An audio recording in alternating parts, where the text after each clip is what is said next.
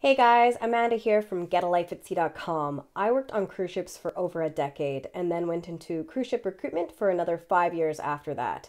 2 years ago, I started my own business called GetALifeAtSea.com, where now I help adventurers just like you get paid to travel the world. A huge problem, really ever since cruise lines existed, has been the emergence of scam recruitment agencies. And I have interviewed Heather from Page Marine Cruise, who has been a legitimate cruise employment agency for over 30 years, all about how to avoid these scams. So I really hope you guys enjoy this interview. It's a little bit longer than my typical YouTube videos. It's going to be about 30 minutes or so, but it's full of really, really important content. So I really hope you get a lot of value from it. Thanks so much, guys. And if you do have any questions about this episode, please feel free to put your comments in the comment section below.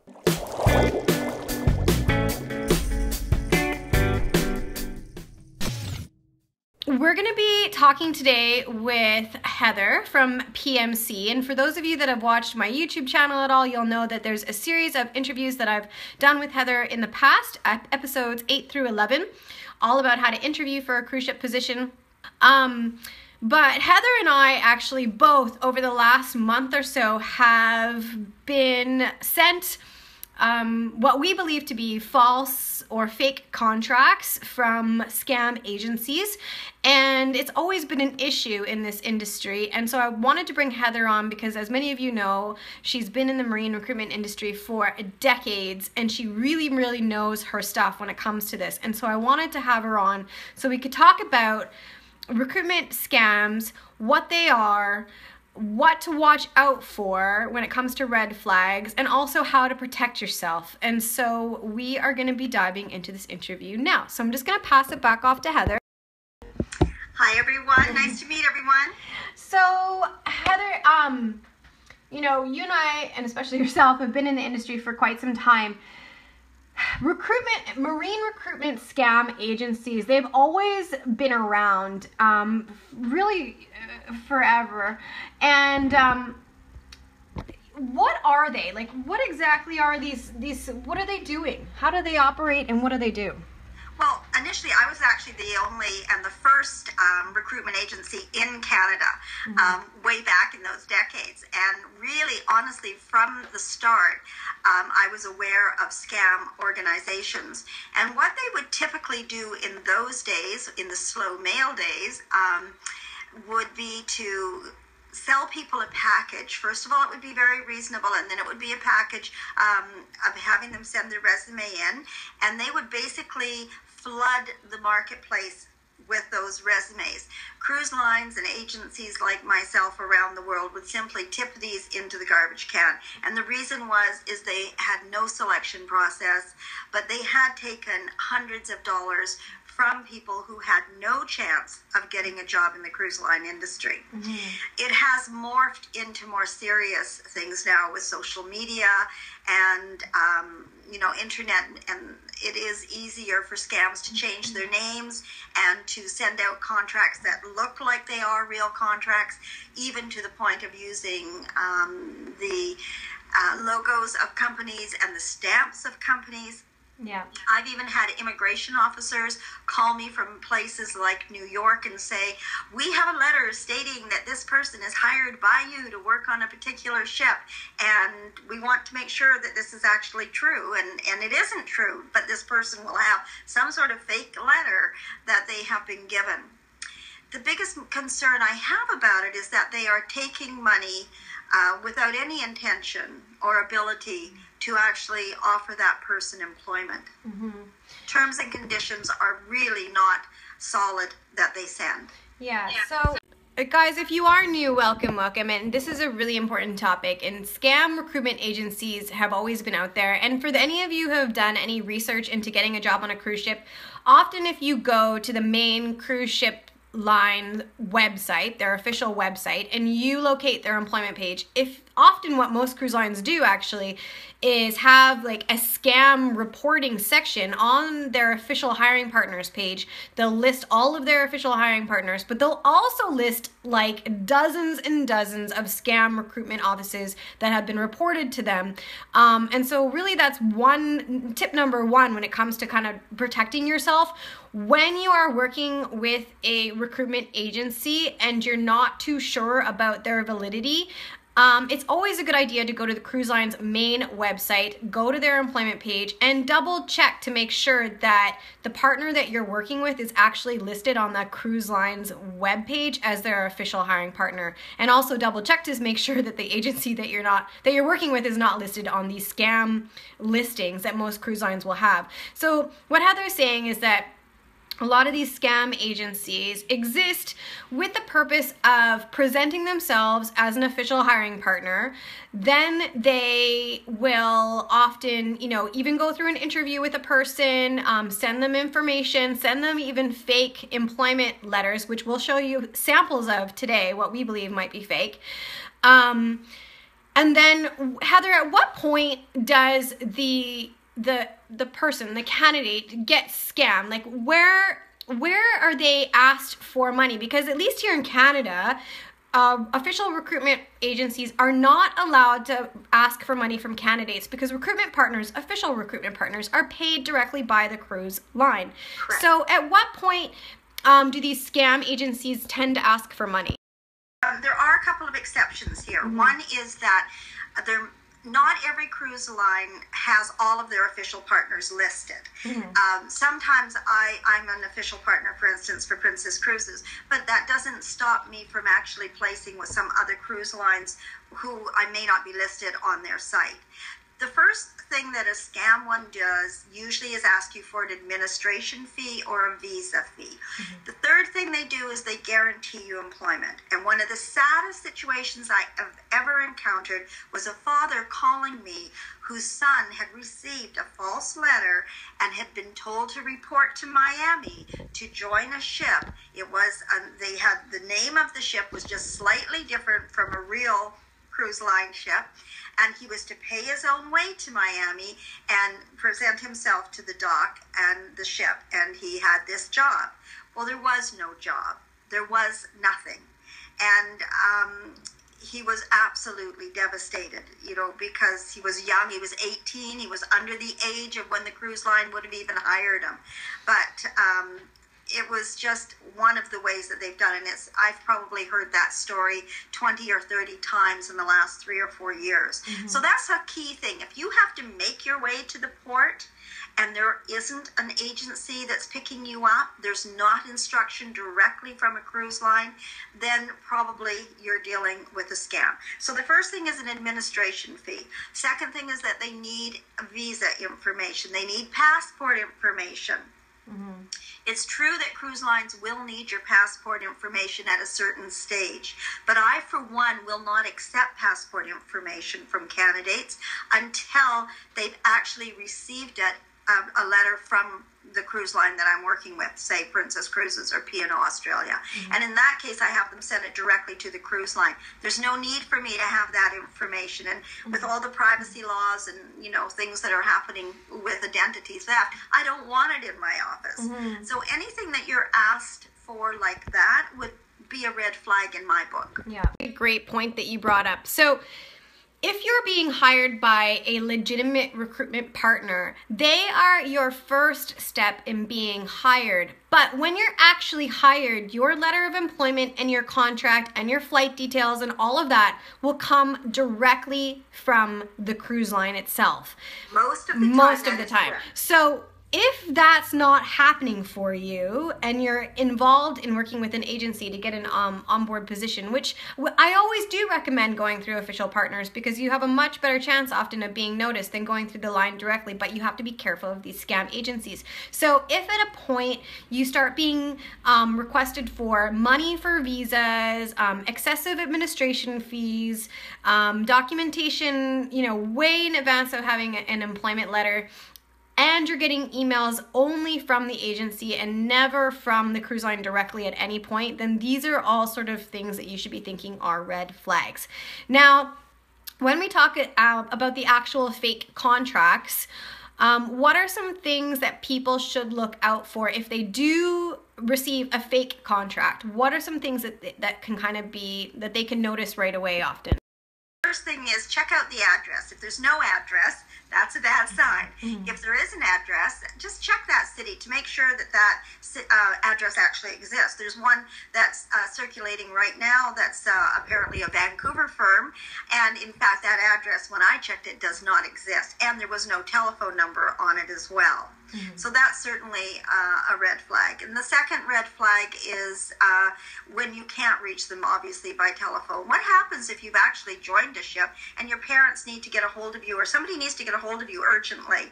They may know that you're with a particular cruise line, but they might not know how to get you right away. If you're dealing with a reputable agency, they will take it upon themselves to make the company know that you have an urgent situation at home that you need to get in touch with family at home about.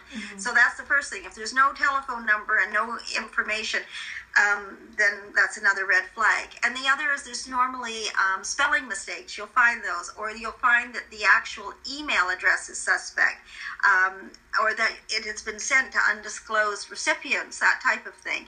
They're all things that I look for.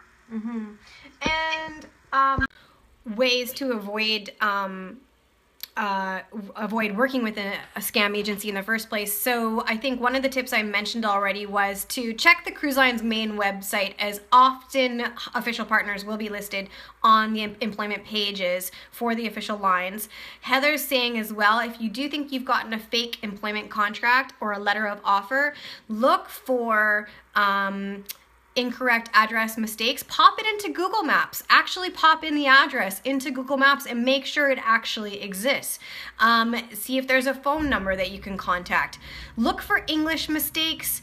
Look for just odd emails that aren't really associated with the cruise line, although that can be difficult these days too, because sometimes cruise lines are owned by different cruise lines and there's different emails. But let's talk about the contract itself. What are some red flags that really just don't exist in a legitimate contract that you might see? One, salary, normally it'll be in sort of $5,600 or some ridiculous amount for an entry-level position. Or they'll offer you a position that you're kind of even surprised you got. You might have, say, applied for a junior assistant cruise staff, and they are offering you cruise director.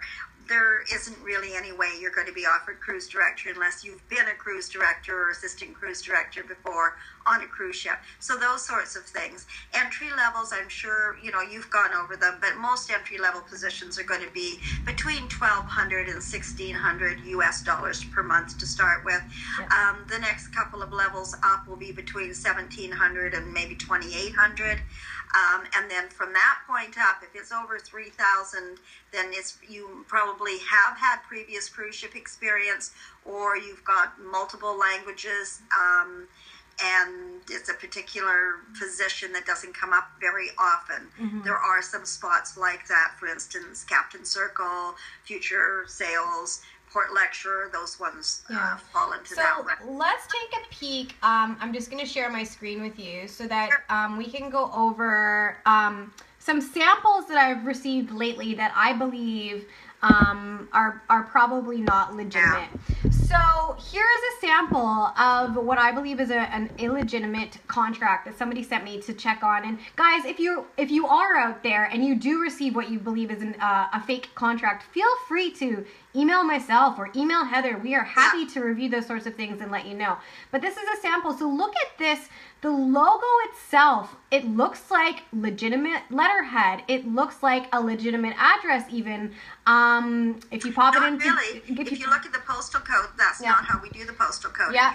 And also the big red flag for me right away when I saw this is that I know for a fact that you are PMC, you are listed as Princess's official recruitment partner in Canada. There are no other official partners for Princess listed on their website. So right away that was a huge red flag for me, but it's very scary that they've got an EOE number the princess logo. That really scared me right away seeing this. Now, yeah, somebody said right here, Jeff said $5,800, red flag. You're right, Jeff. You win the prize. Yeah. A $5,800 salary for an assistant gift shops manager, that just wouldn't happen.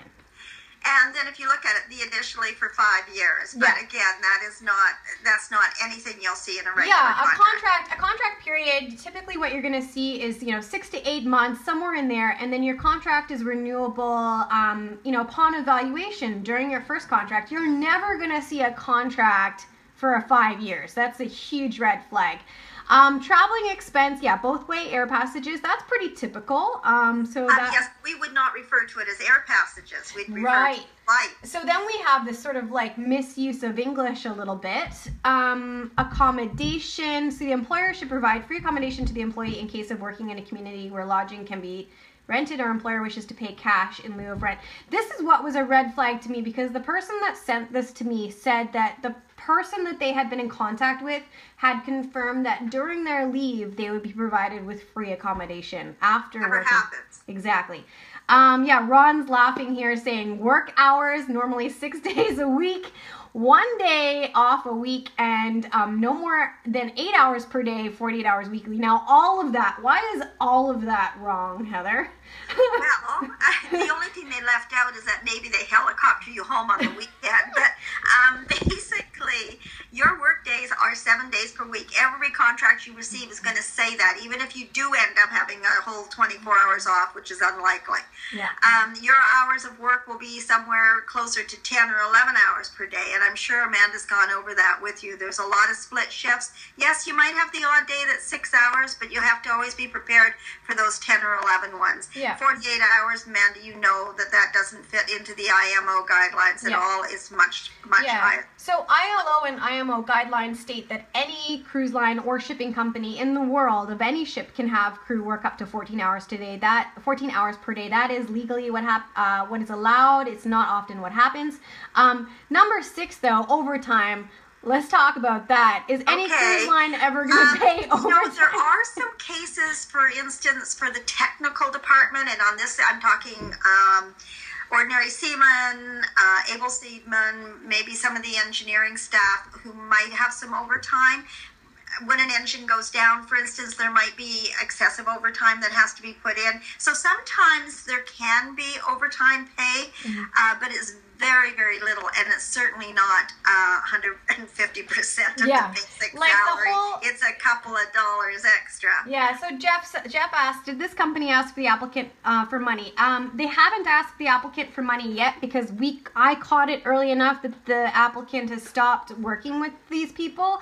They probably would have been asked for money for administration fees or visa fees, things like that, or medical fees. Yes. Medical medical, and I mean, once a person is hired, they will have medical and criminal record check. I realize that, but what I've seen scam companies do is actually ask the candidates for the medical fee money, versus what is more often going to happen, where you actually go to a marine medical doctor and you pay them. The doctor. Yes, so you're not going to want to send your medical money to an agency. You're going to be paying the doctor directly. So medical, says admissible under the labor laws of employment. You can see there's a Canadian spelling mistake. They should have spelt it LABOUR, so that's one that they should have caught. And the medical is provided by the ship. Insurance, employer shall provide insurance against accidents. Sorry, I'm not. Oh, that's number 9. And employer shall provide necessary insurance against accident according to Canadian life insurance laws.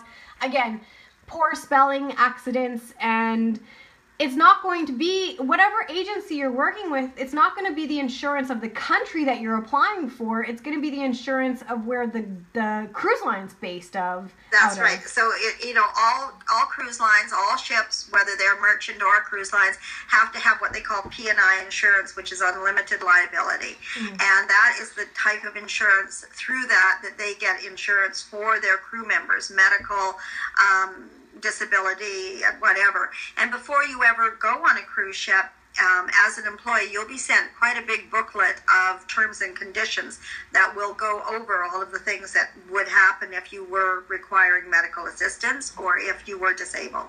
So yeah, then we've got number 10, transportation, and then repatriation, which I find is so funny how they've mentioned it here. So thanks, Janine. So repatriation usually refers to the company being responsible for returning you to your home country after your contract is completed. What they've done here is talk about death of staff members or dead. Well, it's true. The company is responsible for sending. I know, but it's just very interesting how they've chosen to word that. It's odd. I mean, usually, what it would say is that should you be required to be repatriated. Yeah, they wouldn't. You wouldn't often see in a contract the word "dead" is what we're saying. Not usually. And then number 12, retirement. So any other terms, conditions there are no mentioned. There's very few companies. There are a couple of companies at a senior level, like captain, first officer, doctors on board, who will have sort of it's not really called a pension plan, but it is a holiday kind of pension plan. Not normally for entry level crew. Never seen it. Can't say that it wouldn't occur sometime. I think actually there's some new laws coming in by international law that won't be for retirement, but will be geared to some more conditions than they have. Mm-hmm. Admissible under the labor laws of employment. Under what laws? Which country? Exactly. Yeah. So this is what we believe is a great sample of something you should be very wary of. You would want to find a phone number. If you received this by email, then you would want to email and ask for a contact. Yeah, because in a real contract, in a real Princess contract, you'd have the full Princess main office details at the bottom here with an actual phone number. Right. That's now, when I receive these from somebody asking me about it, I send them. I mean, I usually go right back to them and say, "This does not look right to me," and I forward them directly to Princess Cruises and ask them to put it forward to their legal and their fraud departments. And they always thank me for sending them along, and I do know that they follow up on them. Yeah, and it's good, guys. If you do come across any of these scams, yes, they're the main lines will often have a fraud report hotline or an email that you can send these items to so that they can try and shut these guys down. The other sample we have here is just like an employment letter saying congratulations, or not even congratulations, congratulations. So, well, yeah, that's... Well, look at the email that they have there, princess.personnel@contactoffice.ca. Yeah. First of all, Princess Cruises isn't a Canadian office. Yeah. So there's your first thing. And they go through an umbrella company, which is HA Group, which is somewhat confusing, but it's a .com. Normally all of the cruise lines would be a .com. Yeah. And then contact us with any question. Again, the English is poor you may have regarding the employment service agreement. And then you have the couple of stamps. And Canadian, like this looks like a really official Canadian stamp they've got here with Department of Foreign Affairs. Which, would you ever have a Department of Foreign Affairs stamp on it? No, you wouldn't. This is a company that is offering you employment. It's not the Canadian government offering you employment. Yeah, exactly. So guys, we want to of what we believe are fake contracts. Somebody asked if we could show them a sample of a real contract. I mean, you can just Google it. They're always changing their formatting and their letterhead, but really what Heather said is you really want to make sure there's an address that's real, a phone number you can actually contact. You've cross-referenced any agency's information if possible with the cruise line's main website.